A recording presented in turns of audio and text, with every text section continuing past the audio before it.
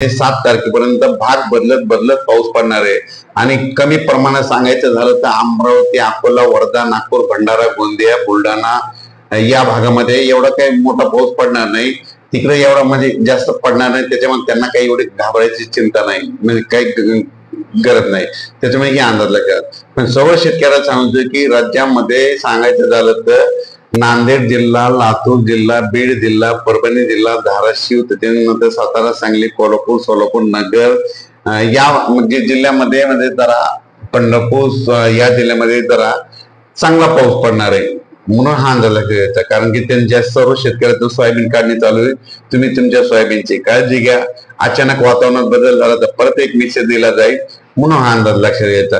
आणि हा पाऊस रात्रीच्या येत असल्यामुळे त्याच्यामध्ये विजेचं प्रमाण असल्यामुळे स्वतःची काळजी घ्यावी हे देखील सर्व शेतकऱ्याला सांगू इच्छितो.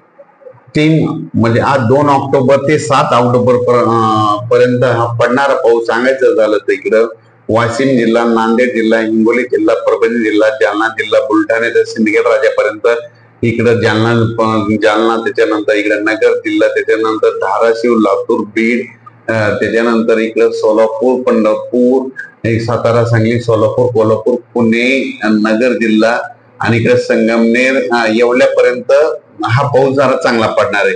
जास्त काय म्हणजे वरती जास्त जाणार नाही म्हणून हा अंदाज लक्षात येतात. म्हणून या सर्व शेतकऱ्याचं सोयाबीन काढणी चालू त्यांनी काय करा, आपण आपल्या पिकाची काळजी घ्यावी. अचानक वातावरण बदल झाला तर लगेच एक मेसेज दिला जाईल.